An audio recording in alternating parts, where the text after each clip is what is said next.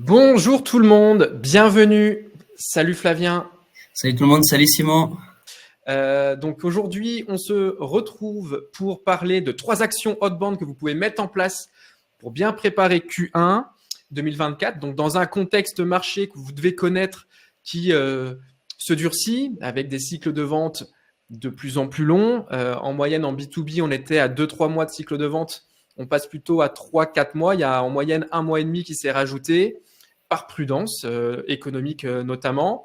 Et puis face à des multidécideurs aussi, donc faut prendre plus de temps de chouchouter ces transactions, ces opportunités pour les signer derrière. Donc on va aller regarder comment on peut maîtriser son tunnel de vente en 2024 via ce canal de prospection. Donc aujourd'hui, j'ai le plaisir d'être accompagné de Flavien. Flavien, est-ce que tu peux te présenter s'il te plaît? Avec plaisir, merci beaucoup Simon. Du coup, je suis Flavien Riveriego, je suis lead growth chez Faro. Donc, je m'occupe de toute la partie marketing, acquisition, outbound, inbound. Mon objectif, c'est vraiment de générer un maximum d'opportunités du coup pour nos équipes commerciales et un maximum de monde dans notre plateforme. Merci. Et un petit mot sur Faro également pour ceux qui éventuellement ne connaissent pas encore. Ouais, carrément. Faro, nous, on est une plateforme du coup de prospection intuitive et puissante. On va vous permettre de créer des listes de prospects qualifiés.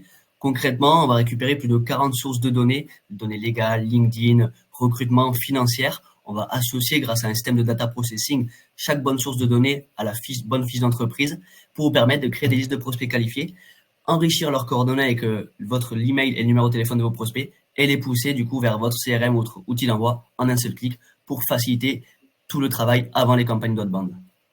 Moi, en début d'année, je vous connaissais de nom, mais je connaissais pas l'outil, la technologie. Donc, en cours d'année, c'est notre expert outbound en interne, Denis, qui nous a beaucoup parlé de vous. Et on est passé sur votre solution. Donc, de toute façon, on va en parler aussi, puisqu'on a une intégration avec HubSpot qui marche super bien. Et aujourd'hui, je suis un utilisateur plutôt conquis. C'est assez efficace. De mon côté, donc Simon Lagadec, je suis le cofondateur de Make the Grade. Donc, on se définit comme une agence de conseil en stratégie digitale. Notre mission, c'est d'accompagner les entreprises B2B, B2C dans leur croissance en faisant de l'acquisition de nouveaux clients, mais en augmentant les revenus sur les clients existants aussi. Donc, logique de fidélisation à travers 3 expertises, du web design, c'est-à-dire qu'on réfléchit et on conçoit des sites internet de conversion. Pour nous, ça doit être le premier rapporteur d'affaires des entreprises. Du marketing. Sur ces supports de conversion, on va attirer des audiences cibles, donc les femmes et les hommes avec qui on veut et on peut travailler. On va générer des contacts, les acculturer et les rendre acheteurs. Et notre dernier métier est un métier de productivité commerciale et de développement des revenus. Donc, c'est toute la logique d'intégration de CRM, de gestion de la donnée, d'alignement des actions marketing que je viens d'évoquer avec les forces de vente terrain. Donc, voilà, et c'est pour cela qu'on est partenaire du CRM HubSpot, qui est la réponse opérationnelle à toutes nos expertises. On est quasiment une quarantaine. Nous sommes situés entre Rennes et Paris aujourd'hui. Et tout roule très bien pour nous. On est sur des sujets assez piliers, donc on est très ravis de pouvoir accompagner nos clients là-dessus. Donc aujourd'hui, le programme qui nous attend, le voici. On va avoir 45 bonnes minutes avec Flavien d'intervention. On va évoquer les 3 astuces pour organiser et alimenter votre pipe. Donc vraiment les indispensables que vous devez avoir en ligne de compte pour anticiper cette posture. Comment réfléchir et déployer sa stratégie outbound multicanal. Donc là, ça va être vraiment la technique, l'outil, les méthodes, les process, celles qu'on a testées chez Make the Grade, celles que nos clients utilisent aussi. Flavien pourra compléter parce que vous, des situations outbound, vous en voyez plein tous les jours. Donc voilà, ça va être très pragmatique, beaucoup de valeur ajoutée, que du tips. On a hâte. Et enfin, ça a été une demande de plusieurs d'entre vous. HubSpot a racheté Clearbit il y a peu. C'est une grosse annonce. L'idée, c'est que HubSpot absorbe cette technologie-là au fur et à mesure sur sa plateforme CRM. Et l'idée, c'est de vous expliquer en quoi ça peut aussi contribuer à vos actions outbound dans les prochains mois quand ce sera natif. Et on terminera par 15 minutes de questions-réponses. Donc surtout, n'hésitez pas au fur et à mesure à poser vos questions dans le chat.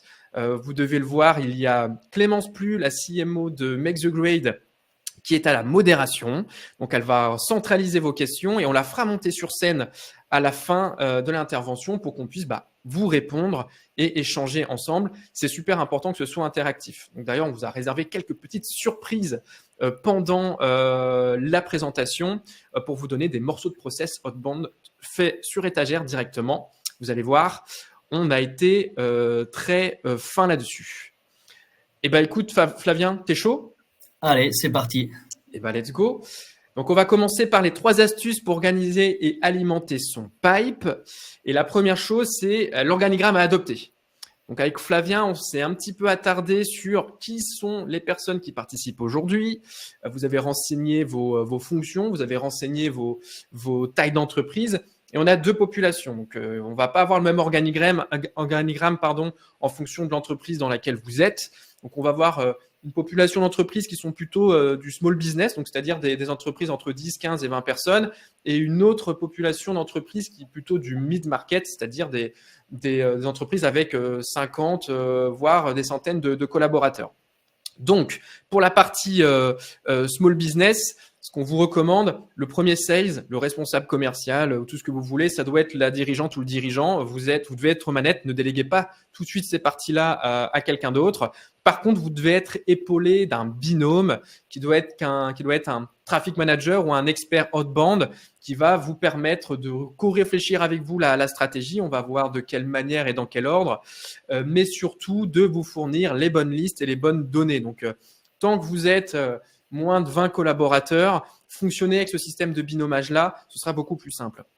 Par contre, si vous êtes une entreprise plus structurée, qui a du coup plus de moyens également, là, vous pouvez adapter la classique, c'est-à-dire avoir également une personne à plein temps sur l'expertise outbound ou le traffic management, SEO, SIA, scrapping de listes, etc., pour générer la donnée.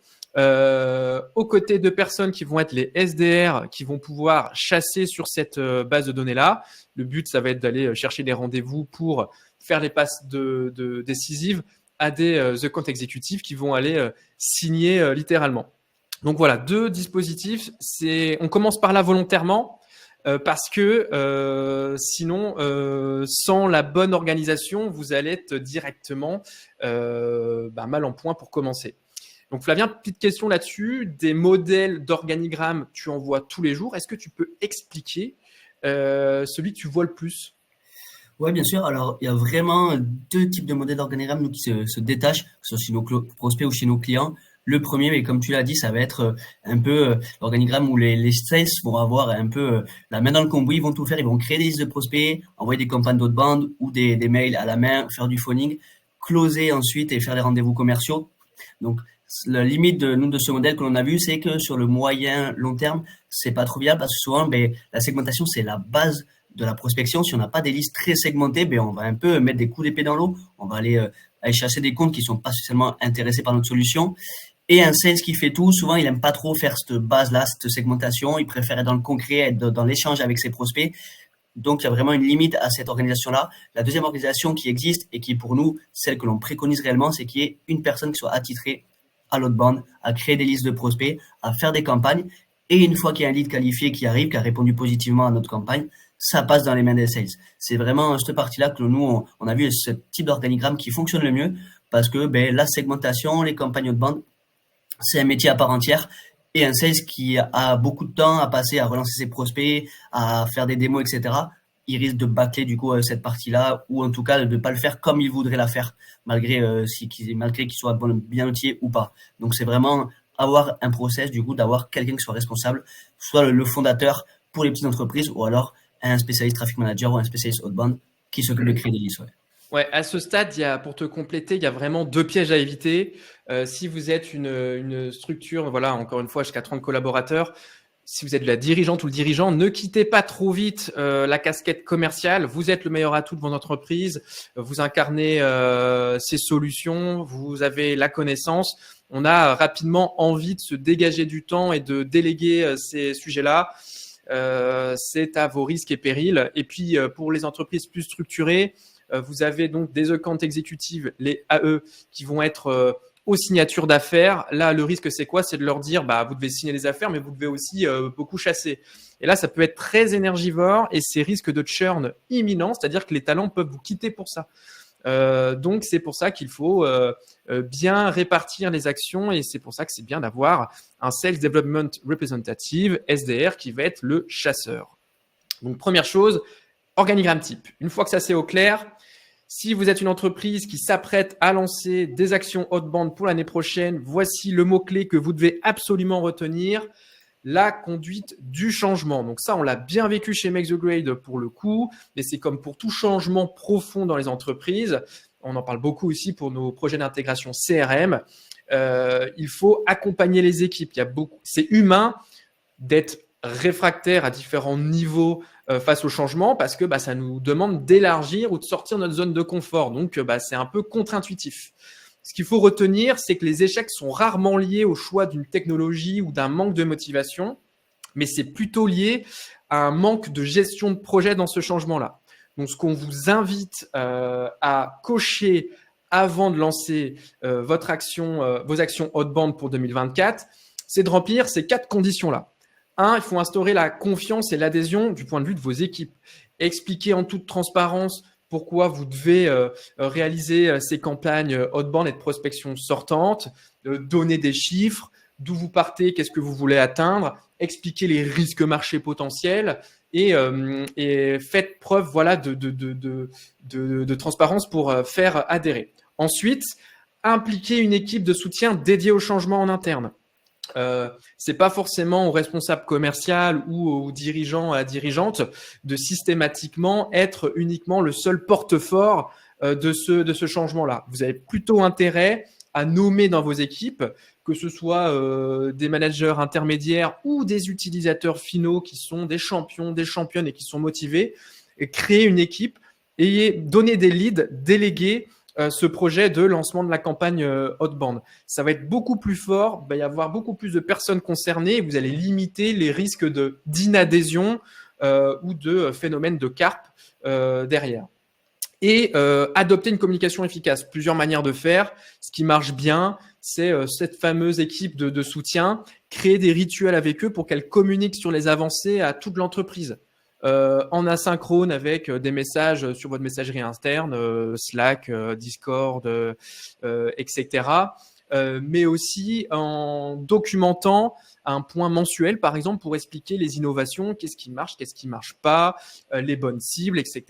On va voir juste après comment réfléchir votre stratégie. Donc, voilà, c'est hyper important que la communication fédère l'ensemble de l'entreprise et pas uniquement l'activité commerciale. Et puis surtout, dès le départ, identifier des statistiques pour mesurer le changement. Ici, c'est assez simple, ça va être des statistiques à dominante commerciale, donc ça peut être un volume de création d'opportunités dans votre tunnel de vente sur une période donnée, ça peut être un taux de closing à cible, ça peut par rapport au canal d'acquisition outbound, ça peut être un volume de chiffre d'affaires généré, ça peut être un volume de contacts cible particulier. Voilà, vous avez plusieurs critères. Voilà, mais en tout cas, tout changement doit se mesurer et être incarné. C'est ce qu'il faut retenir. Une fois qu'on a assuré le bon organigramme et qu'on conditionne la bonne conduite du changement, c'est là uniquement là qu'on peut parler outils. Les outils ne sont que des moyens, des réponses à ces enjeux-là. Donc nous, on a fait le choix, parce que des outils, il y en a plein. Le monde est bien fait. Donc pour chaque besoin que vous avez, en une recherche Google, vous trouvez chaussures à votre pied. Nous, on a pris un peu de hauteur chez Make the Grade et on s'est posé la question. On est parti du CRM, donc HubSpot, qu'on utilise bien évidemment. Et on s'est dit, quels sont les outils qui peuvent s'imbriquer pour centraliser? On ne doit pas s'adapter à des nouveaux outils. On inverse la réflexion. On se dit quel écosystème nous permet d'être beaucoup plus productif, performant. Et donc, c'est pour ça qu'on a englobé dans cette logique outbound 2 nouveaux outils qui sont imbriqués l'un et l'autre avec HubSpot, Faro et son intégration avec le CRM, mais aussi le plan starter Casper. Donc, là, Flavien, je te laisse la parole. Tu peux nous expliquer quels sont les avantages de ce triptyque et pourquoi c'est un choix judicieux pour sa stack outbound. Ouais, tout à fait. Mais déjà, quand on va partir du coup de la base d'une stack outbound, il faut avoir un outil pour pouvoir créer des listes de prospects qualifiés. C'est la base de toute stratégie. Là-dessus, moi, ce que je conseille vraiment, qu'on travaille avec Faro ou avec un autre, c'est d'avoir le moins d'outils possible, en tout cas que ce soit le plus intégré possible. Il n'y a rien de plus embêtant et surtout, on va perdre en efficacité d'aller d'un outil à l'autre, exporter, revenir, etc. Ça, c'est vraiment quelque chose qui va faire perdre énormément de temps. Donc là-bas, c'est déjà que tout soit intégré, tout communique entre eux. On va gagner en efficience. Donc avec Faro, du coup, pour la segmentation, vous allez pouvoir faire des listes qui vont être très segmentées et surtout, sur une et seule et même plateforme, vous allez pouvoir enrichir vos listes grâce à Drop Contact qui va être intégré, double vérifier les emails avec Zero Bounce aussi qui permet d'avoir une double vérification là-dessus. Et derrière, on a une intégration native avec Casper qui permet avec le plan starter d'aller chercher le numéro de portable. C'est super intéressant. Comme pour la prospection à l'outbound que fait Make the Grade, on va pouvoir faire du multicanal très facilement. On aura des listes de prospects, on aura l'URL LinkedIn, l'email vérifié et le numéro de téléphone portable. Donc derrière, pour nos campagnes outbound ou quand on envoie notre SDR, il a vraiment toutes les informations clés en main. Ensuite, le vrai plus, c'est l'intégration avec un CRM. Quand on utilise HubSpot, que ce soit en CRM commercial ou pour l'envoi d'outils de campagne outbound, tout va être directement intégré avec Faro, c'est-à-dire qu'il y a une synchronisation qui va s'effectuer. Quand on est en train de rechercher des listes de prospects, on va pouvoir voir si ce prospect il est déjà dans notre spot. S'il est déjà dans notre spot ou que l'entreprise est dans un spot, on peut soit l'écarter pour éviter les doublons ou alors regarder les derniers échanges qui ont été faits en un seul clic.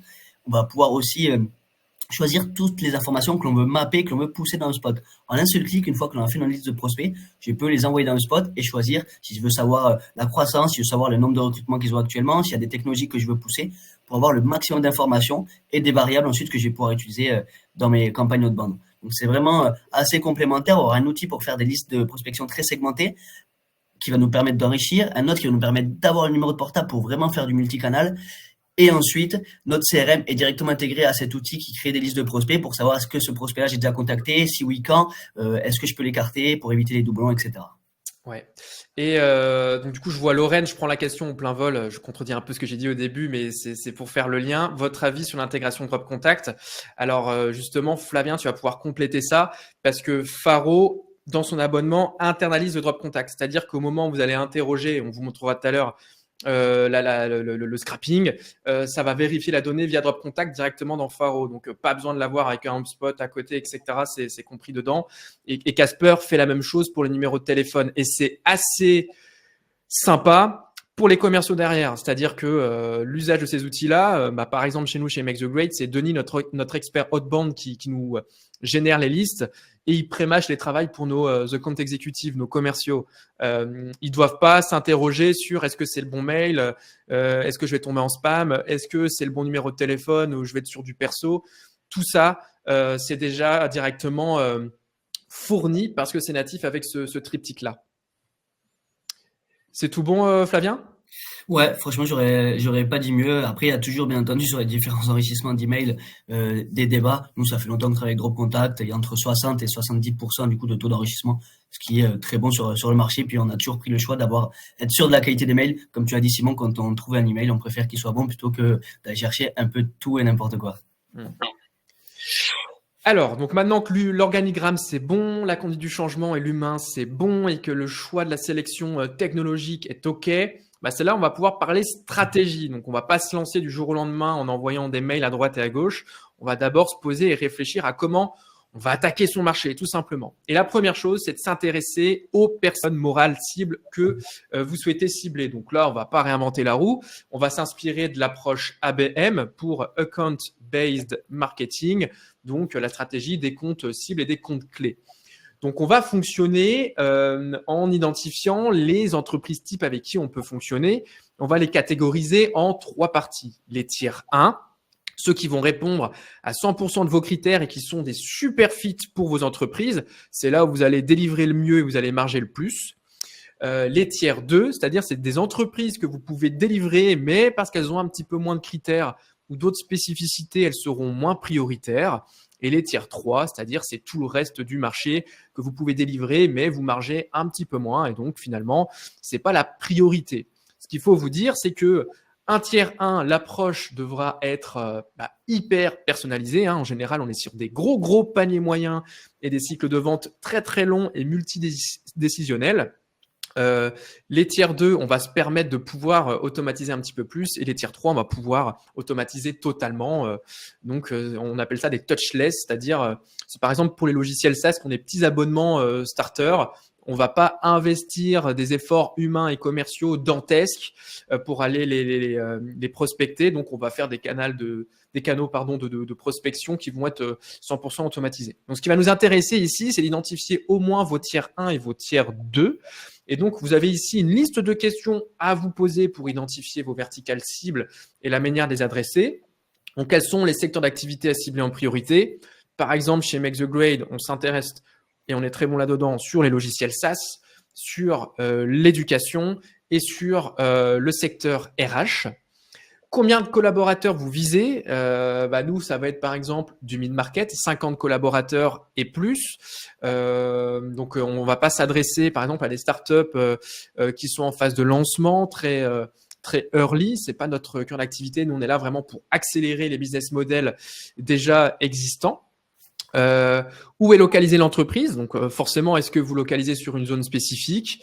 Est-ce que vous avez des approches différentes pour une même verticale sur une logique internationale? On va pas avoir les mêmes approches sur une verticale entre la France et l'Espagne, par exemple. Quelle est la probabilité d'achat répété de vos produits et de vos services? Quelle marge pouvez-vous escompter? Voilà, c'est pour distinguer de ce qui va être du tiers 1 et du tiers 2. Vous avez sans doute des secteurs d'activité qui sont plus intéressants que d'autres. Ça, c'est la petite question de l'expert outbound chez nous. Quels sont les codes NAF de la verticale cible? Donc ça, c'est important. Chaque secteur d'activité a un code en fait qui permet de la distinguer, et on va pouvoir utiliser cette donnée notamment à travers Faro pour aller sourcer pas mal de données.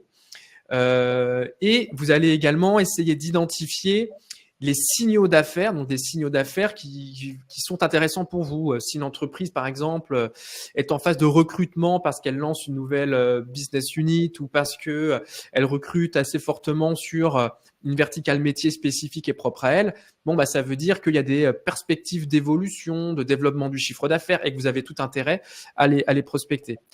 Ça peut être aussi le cas si j'utilise certaines technologies. Voilà, donc là, c'est à vous de lister vos spécificités métiers, ce qui peut être intéressant, et vous allez pouvoir compléter vos verticales prioritaires. Est-ce que Flavien, ici, tu veux compléter? Franchement, c'est assez complet, hein. Par exemple, je rebondirai vraiment là-dessus. C'est super important avant de commencer son outbound ou même quand on est au début de son outbound d'avoir vraiment bien identifié du coup ses ICP et ses verticales et même de les rechallenger. Ça a vocation à changer. Nous, chez Faro, récemment, on a rechallengé du coup notre ICP principal.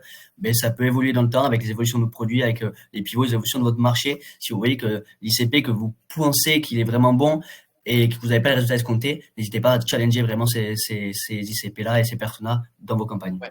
Là, justement, tu t'anticipes juste après, parce que là, on s'est intéressé aux personnes morales. Donc là, ce que tu viens de décrire, c'est les personnes physiques qui travaillent dans ces personnes morales. Encore une fois, notamment en B2B, pour une transaction, on doit convaincre plusieurs personnes. C'est vrai que c'était un peu l'ancien monde quand une seule et même personne incarnait le décisionnaire final, le détenteur du budget, l'influenceur, le champion, etc. Aujourd'hui, les risques sont complètement répartis et il va falloir, par exemple, convaincre un responsable marketing, un dirigeant, un DSI, que sais-je, en fonction de vos métiers. Et donc, faut les identifier. Donc, on parle d'ICP pour Ideal Customer Profile, donc votre client cible.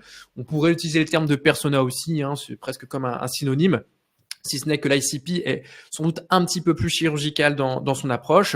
Donc là, vous avez une autre liste de questions pour remonter finalement les spécificités des personnes et de leur métier.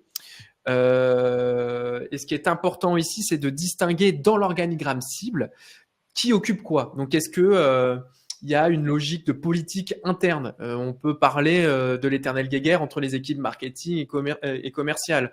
Est-ce qu'il y a une guéguerre aussi avec l'équipe technologique? Ça, c'est des choses que vous devez identifier, que vous devez connaître, parce que vous n'allez pas avoir les mêmes approches de prospection sortant de multicanal si c'est le cas. Vous devez être le beau copain de tout le monde quand vous arrivez, et donc tout le monde n'a pas les mêmes enjeux, les mêmes frustrations, donc vous devez identifier tout ça. Et le but du jeu, c'est littéralement de mettre une étiquette sur tout le monde. Donc, vous allez avoir des métiers types qui vont incarner une des étiquettes qu'on vous affiche à l'écran et vous devez savoir qui fait quoi. Donc ici, on a un petit cadeau. Donc, je vais juste vous partager rapidement mon écran parce que Clémence va vous partager dans le chat ce document-là. Flavien, tu peux me confirmer que vous avez qu'on a vu? Ouais, on voit bien ton écran. Ouais. Ouais. Donc ça, c'est typiquement le modèle qu'on utilise et qu'on a utilisé en interne chez Make the Grade pour identifier nos ICP, donc les personnes physiques finalement qu'on cherche à cibler. Donc vous avez les personnes morales d'abord, ensuite vous avez les personnes physiques et vous avez les signaux d'affaires. Donc ça, c'est hyper important. Donc on vous a fourni ce modèle-là. Vous aurez uniquement à l'utiliser. Donc voilà, on vous fournit ce process sur étagère qui va vous faire gagner énormément de temps. Pour compléter, je voudrais vous montrer éventuellement pour celles et ceux qui utilisent HubSpot une application assez sympathique. Donc là, je suis sur la fiche entreprise de Make the Grade. Donc c'est bien beau de mettre sur papier dans des fichiers Excel la stratégie sur le papier. J'insiste, c'est à faire pour bien orienter. Mais demain, une fois que vous êtes dans votre flux d'activité classique, c'est encore mieux de l'avoir nativement dans votre CRM. Donc ici, voilà, on voit tous les contacts rattachés à l'entreprise Make the Grade dans notre CRM, c'est parfait. Et nous avons cette extension donc, qui s'appelle Org Chart Hub, qui est une application que vous pouvez télécharger sur la marketplace d'applications de HubSpot et qui est assez sympa quand ça marche. J'actualise, c'est parce que j'étais dessus ce matin. Voilà. Donc, ça va charger l'organigramme de Make the Grade actuellement. Donc, on va retrouver, si je zoome un petit peu, vous voyez cette logique de personnes. Donc, ici, Thibaut, qui est manager chez nous de l'équipe Growth Marketing. Et on a accès aux étiquettes que vous pouvez 100% personnaliser. Donc, on retrouve le champion, le décisionnaire final, etc. etc. Donc, déjà, c'est plutôt intéressant pour pouvoir matérialiser un petit peu qui fait quoi dans l'entreprise cible. Encore une fois, c'est réservé quand vous avez des comptes importants à prospecter. Donc, on parle bien des tiers 1, comme je le disais. Et ce qui est intéressant, c'est ça, c'est les heatmaps. Donc là, par exemple, ça va nous cartographier qui est parmi cet organigramme hyper actif avec nous ou pas actif aussi, hein, bien évidemment, sur les contenus marketing de l'entreprise. Donc, dès qu'on a l'adresse IP des personnes parce qu'elles se sont abonnées à une newsletter ou qu'elles ont pris un rendez-vous dans notre agenda, etc., on est capable de voir si elles visitent notre site internet, si elles consomment et elles consultent nos emails, etc. Et on va voir la même chose pour le côté activité commerciale. Bon, là, c'est vide parce que je ne suis pas sur un client ou un prospect type, je suis sur de l'interne. Donc, on ne prospecte pas nos collaborateurs, tout simplement. Mais il faut vous projeter. C'est ici que vous allez voir s'il y a des personnes qui sont actives avec vous via des messages sur LinkedIn, via des échanges de mails en 1 vs 1, etc. Et donc, vous pouvez très, très vite, rapidement voir sur vos ICP cibles qui est à la fois actif avec vous commercialement et en termes d'éducation sur vos propres contenus inbound. Et c'est beaucoup plus facile de réduire ces cycles de vente. C'est beaucoup plus facile de faire de la prospection lorsqu'on a ces éléments-là. On peut aussi voir qui sont les détracteurs parce qu'ils sont complètement inactifs et entre guillemets, voir un peu ceux qui nous font éventuellement la messe là-dessus. Donc voilà. Org Chart Hub, c'est plutôt une excellente technique. Je vois que Clémence vous a partagé tous les modèles, etc. Donc c'est plutôt bien. Je vois que vous avez des questions, on va les centraliser et puis j'y répondrai à la fin avec Flavien. J'ai les réponses, bien évidemment. Hop là, on revient à nos moutons. Et voilà, donc là, il faut se projeter. On a nos verticales cibles bien paramétrées et distinguées. On a nos personnes physiques dans ces personnes morales-là qui sont bien identifiées, le qui fait quoi, pour quelle friction, tel besoin. Maintenant, on a cette masse d'informations et de données qu'on va utiliser directement dans Faro pour générer des listes à amener dans HubSpot. Et c'est là où la magie va commencer à opérer. Et je vais te laisser prendre la main sur le partage d'écran, Flavien. Donc, on vous a préparé soigneusement une étude de cas. Donc, je vais laisser Flavien la présenter et puis vous faire une démo de ce que ça donne directement dans Faro. Donc là, on est dans un cas terrain hyper concret. Carrément. Est-ce que déjà tu vois bien mon écran, Simon? Ouais, c'est parfait. Ok, super. Donc là, dans le cas client qu'on a voulu vous présenter avec Simon, on va se mettre dans la peau d'un cabinet de recrutement spécialisé en IT. Donc, on aide les entreprises, du coup, à recruter des profils IT. Donc, la première étape, comme l'a dit Simon, c'est de connaître parfaitement notre ICP et nos personas. Dans ce cas d'usage-là, on a décidé que nos ICP, c'est des entreprises de 10 à 50 salariés qui étaient en forte croissance, du coup, qui avaient un besoin en recrutement et surtout qui avaient des besoins identifiés de recrutement d'équipes IT, du coup, de développeurs. Cet ICP-là, il est super précis. On a une taille d'effectif, du coup, qui est précise. Ils sont en croissance et surtout, ils recrutent actuellement des développeurs. Quand on a un cabinet de recrutement qui propose, du coup, ses services pour aider à recruter des développeurs, on ne peut pas avoir une identification et un cas client qui soit le plus précis que celui-ci. Et au niveau des personas que l'on souhaite adresser, pour les entreprises de 10 à 50 salariés, on s'est dit que c'était encore les CEO qui s'occupaient des recrutements de développeurs, donc directement aller s'adresser aux dirigeants. Alors, comment le faire ça? Très facilement sur Faro. Vous allez pouvoir ici accéder au ciblage des prospects. Au niveau du ciblage des prospects, si vous souhaitez vous adresser aux dirigeants, vous pouvez directement ici taper direction, sélectionner la direction, ce sera automatiquement du coup la direction qui va ressortir au niveau de vos personas. Une fois que l'on a du coup sélectionné le persona que l'on souhaite adresser, on va pouvoir cibler des entreprises.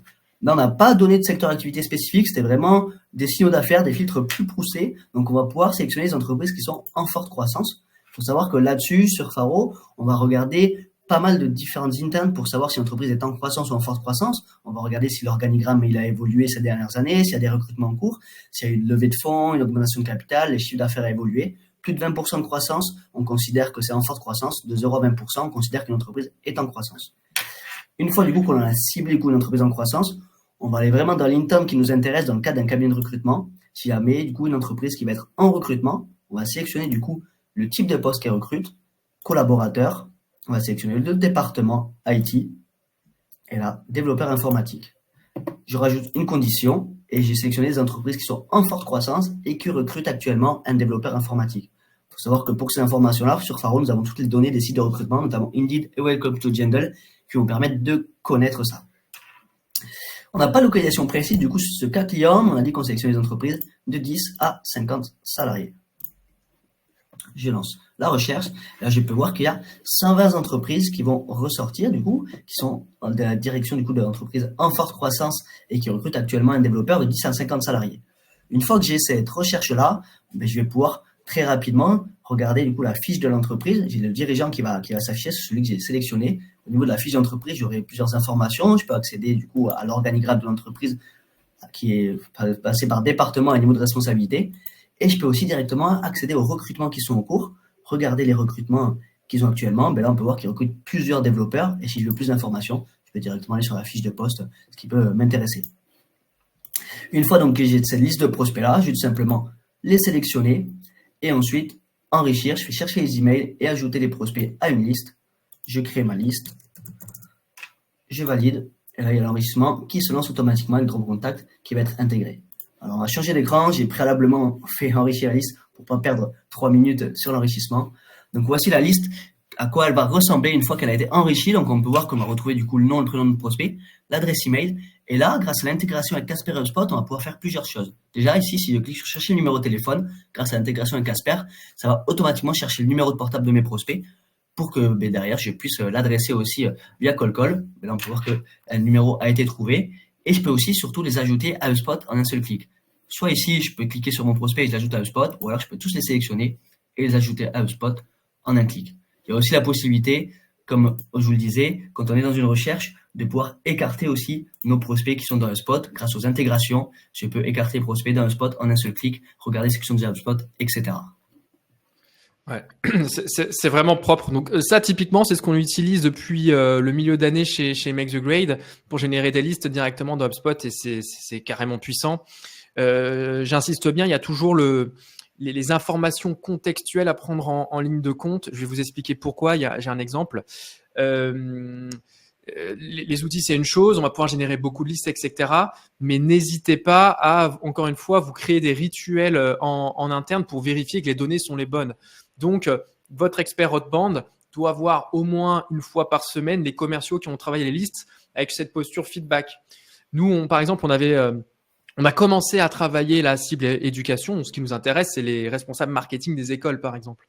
Et on s'est rendu compte que La première liste qu'on avait fait, on pensait qu'elle était OK. Elle était OK sur ce qu'on avait demandé aux outils, mais en fait, on s'était aperçu que ça nous avait sourcé tous les professeurs de marketing des écoles. Donc, en fait, on n'était pas du tout bon. C'est pas notre ICP cible. Donc, par exemple, et ça, on peut s'en rendre compte que à l'usage et avec ce genre de rituel qui aligne l'expert outbound avec ceux qui vont aller chasser derrière. Donc, voilà, petit exemple. Merci Flavien pour ça. Donc à ce stade, on a la stratégie, on a les premières listes qui sont dans notre CRM HubSpot, c'est super. Maintenant, il va falloir les contacter ces personnes-là. Donc ici, on vous a donné ce qui marche aujourd'hui. C'est de définir une stratégie d'engagement avec des scénarios. Alors de quoi il s'agit? C'est-à-dire que il faut impérativement que vous ayez en tête que le but du jeu, au sens noble du terme, c'est d'encercler l'intérêt et l'attention de votre ICP cible. Si vous avez identifié telle personne dans telle personne morale, voici l'ensemble des canaux que vous pouvez, que vous devez utiliser et qui fonctionnent aujourd'hui pour pouvoir interagir avec eux et puis débloquer des rendez-vous. Encore une fois, on est dans une approche à froid, donc c'est hyper important de préparer le terrain et de faire préchauffer ça. Donc, ça va être hyper important que vous capitalisiez sur vos contenus marketing et inbound de votre entreprise pour pas arriver comme un cheveu sous la soupe. Donc, pour l'aspect commercial, vous allez pouvoir utiliser le téléphone qui, bien évidemment, est un indispensable. LinkedIn. Ce qui marche super bien sur LinkedIn, c'est de faire des vocaux personnalisés. Bonjour Flavien, je suis Simon de Make the Grade. Voici ma mission. Voici Icebreaker que j'ai trouvé par rapport à ton actualité. J'ai des solutions par rapport à ça. Est-ce que ça te dirait de prendre 10 minutes ensemble pour que je puisse te les évoquer? Les messages vocaux personnalisés, ça marche très très bien. Alors ça prend du temps, mais encore une fois, on est sur une approche tiers 1 pour rappel. Donc c'est hyper important qu'on soit dans de l'ultra personnalisation. Bref, ceci étant dit, donc vous avez beaucoup de canaux. Ce qu'on vous invite à faire, c'est avant de matérialiser ça directement dans vos outils de séquençage et d'automatisation sortante, c'est de cartographier le nombre de touches que vous voulez avoir et de les temporaliser dans le temps. Donc là, par exemple, je vais vous montrer un exemple de séquence dans HubSpot qui nous permet de réaliser ceci. Donc, je vais juste partager mon écran, là aussi. Hop, tic, tic, tic. Voilà. Donc, éventuellement, pour ceux qui connaissent pas, l'outil de séquence HubSpot, c'est l'automatisation, c'est-à-dire qu'on va réaliser une suite d'actions qui a une vocation, c'est d'aller booker, réserver des rendez-vous avec un prospect. Donc, on va enrôler une personne par une personne. Et puis, on va avoir, par exemple, des emails commerciaux qui vont pouvoir être paramétrés, mais aussi des messages sur LinkedIn. On peut mettre des tâches manuelles à réaliser entre deux actions. Bref, on fait ce qu'on veut, mais le but du jeu, c'est vraiment d'aller chercher du rendez-vous. Et une personne se désenrôle et ne recevra pas la suite des actions si elle répond à l'un de vos emails. À ce moment-là, c'est la personnalisation manuelle qui doit reprendre le dessus. Ou si elle prend un rendez-vous directement dans votre agenda HubSpot qui est directement raccordé à la séquence. Donc, c'est assez pratique. Ça permet de gagner un temps dingue pour la prospection et d'être dans une logique personnalisée d'approche commerciale, mais aussi industrialisée. Donc, voilà, ça, c'est vraiment ce qu'on vous recommande si vous voulez avoir des résultats importants parce que en action on-demand, on parle de personnalisation depuis le début, oui, mais on est quand même dans une logique de générer son flux d'activité. Plus son volume d'activité est important, plus on crée des opportunités dans son tunnel de vente.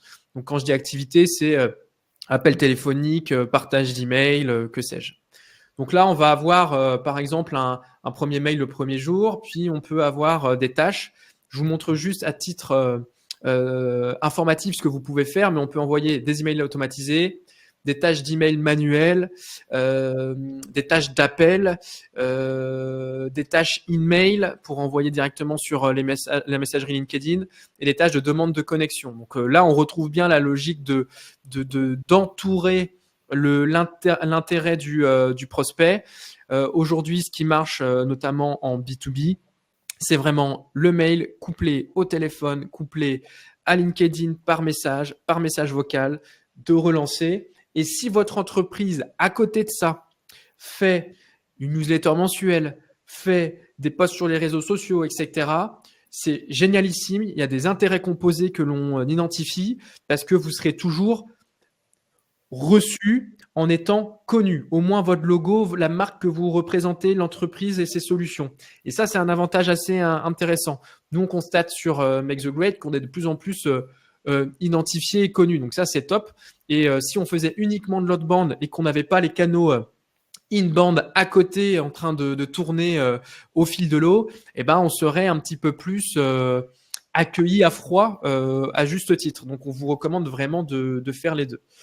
Donc voilà, l'idée c'est pas non plus de faire 1 heure sur les séquences HubSpot parce que je pourrais tenir 1 heure sur les séquences HubSpot. Donc ce que je vous propose, si vous avez des questions par rapport aux automatisations commerciales sortantes, c'est directement de nous les partager, on y répondra directement. Je vois qu'il y a des questions, donc ça c'est top. On va pouvoir échanger et débattre à la fin. Voilà, ce qu'il faut retenir ici, c'est matérialiser le nombre de touches que vous voulez avoir. Pensez multicanal, pas que de l'email, et vous maximiserez les taux de réponse. Et des taux de réponse optimisés, c'est des taux de prise de rendez-vous qui sont plus importants à la sortie. Est-ce que tu souhaites me compléter ici, Flavien? Franchement, non, parce que sur HubSpot, c'est toi l'expert HubSpot. Moi, j'utilise HubSpot en CRM sur une partie, mais pas pour l'envoi de campagne. Donc là-dessus, c'est toi qui connais beaucoup mieux les points de touche à utiliser, etc. Mais par contre, je suis totalement d'accord avec toi. Pour réussir sur notre bande en 2024, c'est multiplier les points de touche, relancer et varier. Du coup, faire des vocaux, faire des vidéos Loom spécifiques, personnalisées. C'est l'ultra personnalisation et multiplier les points de touche qui fonctionnera. Il n'y a pas de secret. Exactement. Merci pour ta complétion. Dernière partie, HubSpot rachète Clearbit. Qu'est-ce qu'on doit anticiper? Donc ça, c'est plutôt une grosse annonce. Donc Clearbit, qu'est-ce que c'est? C'est la première base de données au monde, entreprises et donc personnes morales et personnes physiques. Donc vous voyez les volumes qui sont affichés, ils sont assez importants. Bon, grosso modo, c'est un peu un drop contact avec une base de données et des points de contact plus importants, mais la proposition de valeur est la même. Et ce qui est intéressant avec ce virage, c'est de se dire que HubSpot, en faisant l'acquisition, c'est pas pour avoir un produit, on va dire, à côté, externe. Ils sont toujours dans une logique d'absorption, de centralisation. J'en veux pour preuve, en 2019, ils avaient racheté PySync, qui était l'équivalent d'un Zapier pour faire de l'automatisation et du raccordement d'outils en no-code. Et 1 an et demi après, ils ont sorti le Hub Opération, donc qui permet de faire du nettoyage de données en direct, de la synchronisation entre HubSpot et d'autres outils. Donc, c'est assez puissant. Là, ils viennent typiquement de faire le même coup. Donc, ce qui est intéressant à comprendre, c'est qu'à horizon 1 an, allez, 2 ans, grand maximum, quand on enrichira ou on créera demain une entreprise ou un contact dans HubSpot, ça viendra directement enrichir l'ensemble des données pour nous donner les bons mails, les bons numéros de téléphone, les bons intitulés de poste, les évolutions de poste en direct. Et ça va permettre de muscler en fait l'identification des opportunités dans notre CRM avec des événements plus faciles à repérer, comme je le disais, une évolution de poste, des recrutements, etc. On pourra l'avoir en natif directement dans la solution. Et c'est hyper complémentaire à ce qu'on vient de voir avec Faro, par exemple, parce qu'on pourra enrichir des listes et l'outil, l'intelligence artificielle que Clearbit utilise vont nous permettre typiquement d'avoir des informations qu'on n'avait pas et de gagner du temps pour préparer nos approches. Donc, c'est plutôt une grosse avancée. Donc là, on vous a listé 5 bénéfices que chez Make the Grade, on distingue et on anticipe. Donc, comme je vous l'ai dit, ils ont un volume de données tellement important que les informations vont être hyper actualisées. Donc, des changements de poste, des reventes d'entreprises, de la croissance externe, on aura tout ça. Donc, c'est quand même un avantage compétitif d'être clairvoyant là-dessus. Des données précises, je viens de l'évoquer. Forcément, une meilleure segmentation, mais ça peut être aussi une meilleure finesse dans les automatisations qu'on va faire avec les workflows derrière. On peut combiner tous ces déclencheurs-là avec des actions marketing. Donc, on peut penser à de l'activation sur les contacts qui sont RGPD avec nous, j'ai vu la question, donc j'en y répondrai après, pour faire du nurturing, etc. Donc, c'est assez puissant. Juste pour vous montrer ce que l'outil fait nativement aujourd'hui, ce qui va être possible de faire demain dans HubSpot. Voilà, je regarde toujours un petit peu les petits effets waouh de ces outils-là lorsqu'ils vont être internalisés dans le CRM. Aujourd'hui, Clearbit est capable de ressortir à la semaine ou même au jour le jour les différentes entreprises qui sont venues visiter votre site web. Donc là, c'est des entreprises, il n'y a pas forcément des gens qui sont dans nos contacts dans le CRM. C'est pas forcément non plus des entreprises qui sont en contact dans notre CRM. J'identifie quand même certains clients, j'identifie quand même certains prospects qui sont en phase de closing dans notre tunnel de vente. Mais on a aussi du pur prospect. Donc, on peut voir qui sont les comptes qui viennent nous voir avec des petites informations plutôt sympas, l'industrie, le nombre d'employés, le nombre de visites, etc. Et on peut directement voir s'ils sont présents dans notre portail HubSpot ou s'ils ne le sont pas pour identifier des nouvelles pistes. Donc ça, c'est assez intéressant. Et puis, on pourra également utiliser l'intelligence artificielle pour là aussi créer d'autres listes. Donc, c'est assez complémentaire. Donc là, c'est un peu l'équivalent de ce que Flavien a montré. Donc, je vais pas refaire une démo là-dessus, mais ce sera directement natif dans HubSpot. Donc, il y a des gros changements. Il y a beaucoup de boosts de scrapping qui vont être propulsés par l'intelligence artificielle. Et voilà, j'ai trouvé vos questions plutôt légitimes là-dessus. Il y a eu un petit engouement. Donc l'idée, c'est d'être aux aguets. Ce sera natif dans la solution HubSpot d'ici quelques mois, donc 6 mois grand minimum, 1 an et demi, 2 ans grand maximum. Flavien nous a quittés. Flavien va sûrement revenir, petit problème de connexion. Dans tous les cas, c'était notre dernière slide. Donc, je vais inviter Clémence à nous rejoindre sur scène. Et je vois qu'il y a eu beaucoup de questions, donc on va pouvoir y répondre et prendre le temps de le faire. Voilà. Salut Clémence. Hello Simon, ça va? Bah, écoute, ça va bien. Le temps que Flavien puisse se reconnecter et j'ai déjà commencé à répondre aux questions. Tu as déjà commencé à répondre aux questions dans le chat, mais il y en a encore des nombreuses. Donc moi, ce que je te propose, c'est qu'on commence à traiter les questions sans Flavien, puis il va nous rejoindre au cours des questions. Donc on avait une première question de Frédéric. C'était au moment où vous parliez des ICP. Du coup, sa question, en fait, vous insistiez beaucoup sur le fait que les ICP, c'était très important en B2B. Et donc logiquement, sa question, c'est est-ce que ces techniques sont valables en B2C ? Oui, clairement. C'est une très bonne question. Qu'importe le business model, B2C, B2B, il faut connaître ses clientèles cibles.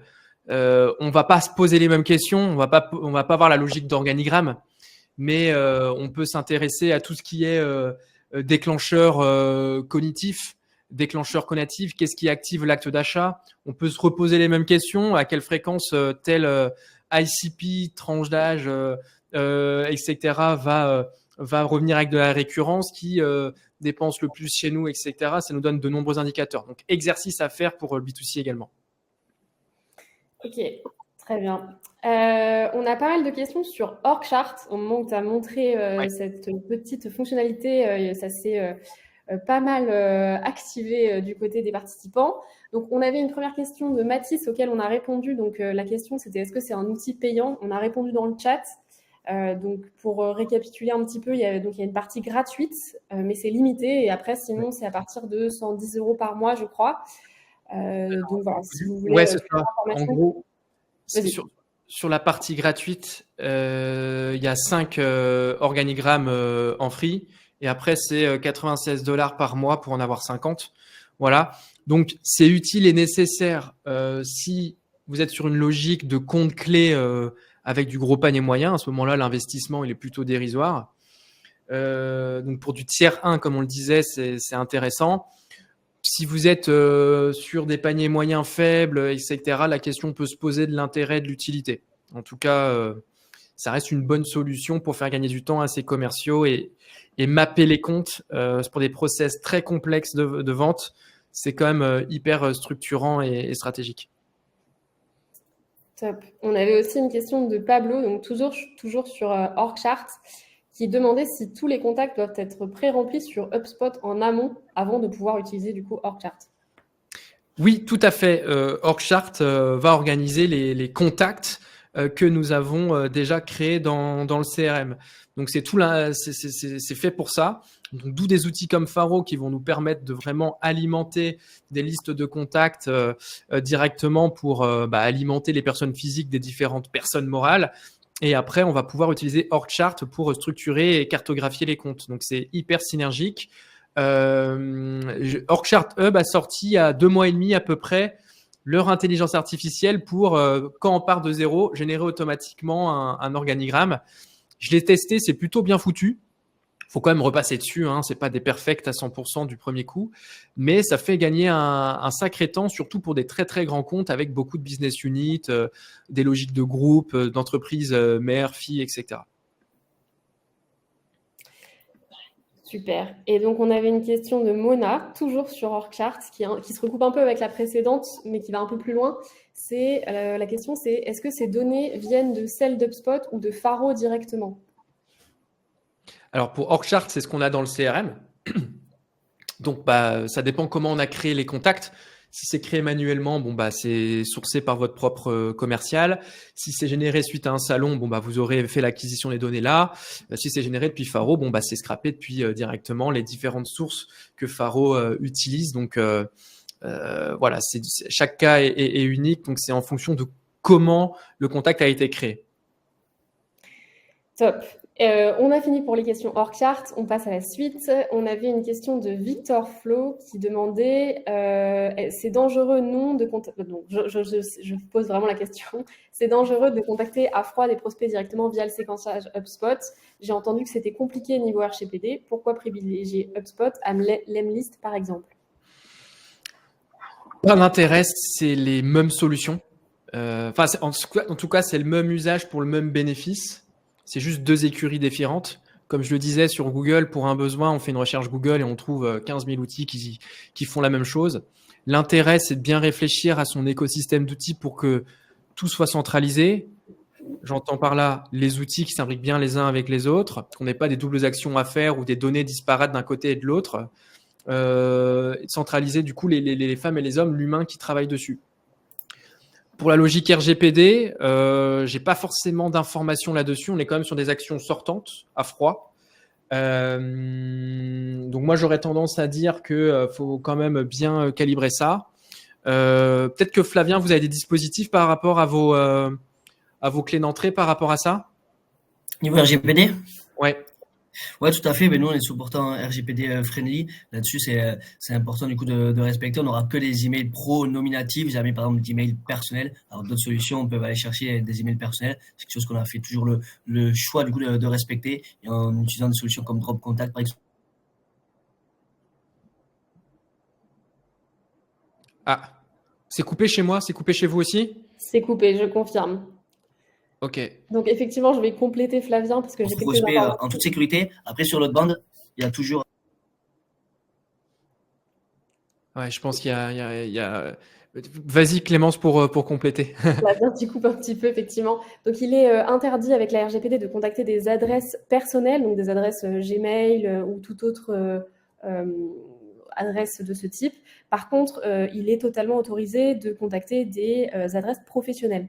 Donc tant qu'elles sont professionnelles, tant qu'elles ne sont pas gmail.com par exemple ou gmail.fr, vous pouvez tout à fait contacter et ces solutions ne sont pas un problème. Donc ce qu'il faut que vous fassiez attention, c'est que dans votre HubSpot, par exemple, vous n'ayez pas d'adresse qui soit personnelle et qu'elle soit toute professionnelle. Mais donc, comme l'expliquait Flavien, un outil comme Faro ne va pas scraper des adresses personnelles, seulement des adresses professionnelles. Et notamment, le piège étant LinkedIn, il y a beaucoup de profils qui sont sur des adresses personnelles. Drop Contact permet de faire une vérif par-dessus directement dans Faro, dans notre exemple de stack technologique. Donc, ça permet de contourner. Mais ce qui n'empêche pas, Victor, si on contacte quelqu'un qui nous dit merci de plus me contacter, de m'enlever de votre CRM, il faut être fair là-dessus, il faut le faire et le désengager à ce moment-là.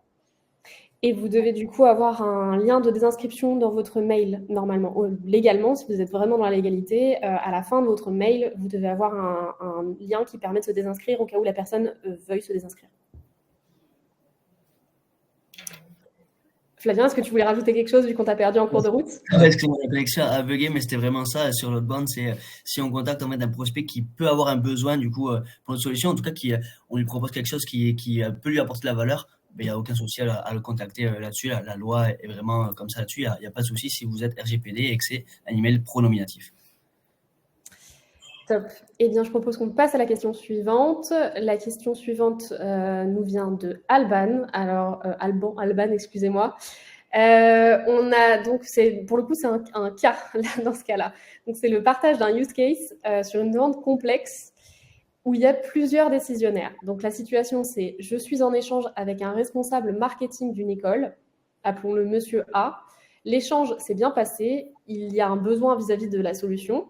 Mais je sens que le deal risque de s'enliser par manque de temps de ce contact et sa capacité à convaincre en interne. Quelles sont les bonnes pratiques pour communiquer auprès des autres personnes via une approche outbound, à froid, et éviter des tirs croisés avec Monsieur A s'il en discute en interne. Donc, le but, c'est d'éviter qu'il se sente bypassé. Oui. Cas d'école classique. Le plus dur est fait dans le sens où il y a un pied dans la porte dans l'entreprise avec le responsable marketing. Donc, j'imagine qu'il y a déjà eu un échange, au minimum un rendez-vous découverte avec lui. Au terme de ce rendez-vous découverte, il faut demander à ce responsable marketing, Monsieur A, qui sont les autres décisionnaires et leur rôle dans l'entreprise. Imaginons, on nous répond, il y a Monsieur B qui est DSI. Et dans ce cas-là, la solution n'est plus sur l'outbound, parce qu'on a déjà eu ce premier rendez-vous, donc on ne va pas démultiplier les actions outbound. Elle est plutôt sur le processus commercial. Et là, c'est, à mon sens, d'organiser d'autres rendez-vous découvertes. Ça, c'est quelque chose qui se fait beaucoup et qui est efficace, plutôt que de faire un rendez-vous découverte, un rendez-vous démo, et puis suivi d'une restitution directement. Sur les gros paniers moyens et sur les cycles de vente, encore une fois, complexes, multidécisionnaires, on fait 2, voire parfois, je le vois aussi, 3 rendez-vous découvertes. Donc, on va avoir un rendez-vous découverte pour le responsable marketing dans cet exemple-là. On va avoir un second rendez-vous découverte, mais plutôt à dominante technologique avec le DSI, les devs, etc., si c'est concerné dans le multidécisionnaire. Et on va avoir un 3e rendez-vous découverte avec la direction qui est au-dessus de ce petit monde-là, voire tous les interlocuteurs à la fin. Donc, la réponse est plutôt dans la multiplication des rendez-vous découvertes et d'avoir des natures de rendez-vous découvertes complémentaires qui permettent vraiment de centraliser l'ensemble des peines et de sonner juste en ayant rencontré, c'est ça le plus important, un maximum de personnes.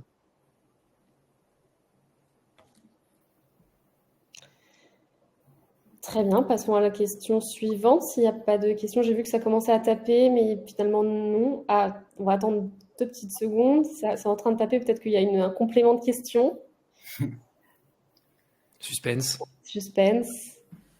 Peut-être pas. Je propose sinon qu'on traite... Ah, suspense insoutenable, effectivement. Sinon, je propose qu'on passe à la... Ah, voilà. Merci Simon. Comment prendre rendez-vous avec un DSI si jamais je ne l'ai pas scopé en fin de réunion commerciale? Ouais, c'est plus facile de scoper ça en fin de réunion commerciale. Moi, si j'étais toi, je rappelle mon champion qui est le responsable marketing et je joue carte sur table. Si on veut aller plus loin et si je veux t'aider sur telle résolution de peine, nanana, il me faut un rendez-vous avec ton DSI. Est-ce que tu peux organiser ça, me mettre en relation, je m'occupe du reste. Fais-le comme ça. Et autrement dit, comment l'outbound peut m'aider sincèrement, sur ton étude de cas, tu n'étais plus dans une logique outbound parce que tu as déjà un pied dans l'entreprise. Donc, tu dois continuer à ton jeu d'influence en continuant à interagir avec la personne avec qui tu es en relation et qui, de ce que je comprends, est un champion. Donc, sur ton cas spécifique, tu n'es plus dans une logique outbound. Après, si le DSI te bypass et te répond pas, tu peux utiliser les petites techniques. Tu peux très bien lui envoyer un message vocal sur LinkedIn, couplé d'un mail, etc. C'est pas les cibles les plus faciles à travailler, mais voilà, d'où l'importance de bien gérer ces momentum. Et ce que tu aurais pu mieux faire et que tu feras sans doute les fois prochaines, c'est en fin de rendez-vous, tu dois tout le temps avoir la prochaine étape. Et là, la prochaine étape aurait pu être rendez-vous avec le DSI, quoi. Super, merci. Je pense que c'est très complet. On peut passer à la question suivante. Question de Lorraine qui dit Clearbit est surtout des données américaines. Est-ce vraiment intéressant si notre marché est français? Alors, Clearbit, à l'origine de l'histoire, ce sont des données américaines, mais aujourd'hui, ils ont une centaine de points de clés d'entrée. Ils ont toutes les boîtes européennes, en Asie, même si ça va peut-être moins nous intéresser. Voilà, donc non, c'est MapMonde, hein, des solutions comme celle-ci, comme bien d'autres. Hein. Super. Et on a une dernière question pour l'instant qui est de Mounira qui demande, d'après votre expérience, quelle plateforme parmi HubSpot, Lemlist et la grosse machine devrions-nous privilégier pour les campagnes cold emailing? Et sur quels critères devrions-nous nous baser pour notre choix de plateforme pourquoi choisir une plateforme plutôt qu'une autre? Ouais, je vais avoir la même réponse que tout à l'heure. Indépendamment les unes des autres, c'est toutes des bonnes solutions. Maintenant, il faut vraiment penser centralisation des outils, quoi. Moi, je pars du principe que dès qu'il y a une décentralisation des données qui entraîne des actions chronophages d'enrichissement manuel, etc., c'est là où on est un peu perdant. Donc, en fait, il faut étudier votre écosystème d'outils actuel. Et si certains sont bien imbriqués les uns avec les autres, et que si vous avez des synchronisations de données bidirectionnelles, c'est-à-dire depuis mon CRM, si j'enrichis, je peux le retrouver dans mon outil de séquençage et de prospection haute bande. Et si je fais de la prospection haute bande depuis mon outil, que c'est synchronisé avec mon CRM, j'y retrouve, et ben c'est là où on est gagnant parce que les petits copains du marketing à côté ils vont pouvoir les utiliser pour faire leur campagne. Quand il y a signature d'affaires, et ben les collègues qui sont à la délivrabilité client, les CSM, les Customer Success Managers, et ben eux aussi vont pouvoir capitaliser sur les données existantes, etc. C'est vraiment ça qu'on cherche à faire, c'est casser les silos et centraliser. C'est vraiment ce qui doit être numéro 1 dans notre sélection technologique. Donc, je connais pas votre stack techno aujourd'hui, donc je peux que répondre ça en disant que chaque solution, elles sont plutôt performantes. J'ai des bons échos sur les 3 solutions. Maintenant, ça va voir en fonction de votre taille d'entreprise et vos ambitions et votre organigramme interne aussi. Top, merci. Et du coup, finalement, il y a une dernière question. Pour Flavien, l'intégration Clearbit HubSpot est-elle une bonne nouvelle pour Faro? C'est pas forcément une mauvaise nouvelle, c'est une bonne nouvelle pour HubSpot, surtout parce qu'il faut une belle acquisition. Après, comme l'a dit Simon, Clearbit va vraiment remplacer un peu un drop contact, ça va permettre d'enrichir du coup des prospects sur de la donnée. Vous n'allez pas pouvoir sur Clearbit créer des listes comme on l'a fait de CEO d'entreprises du coup en forte croissance qui recrutent des développeurs. Ça sera pas possible de faire ça sur Clearbit. C'est vraiment des outils qui se complètent. Moi-même, chez Faro, pour notre acquisition, j'utilise Clearbit, notamment pour voir les visiteurs qui sont sur notre site et qui n'ont pas fait d'action, pour les mettre ensuite dans des campagnes haute bande.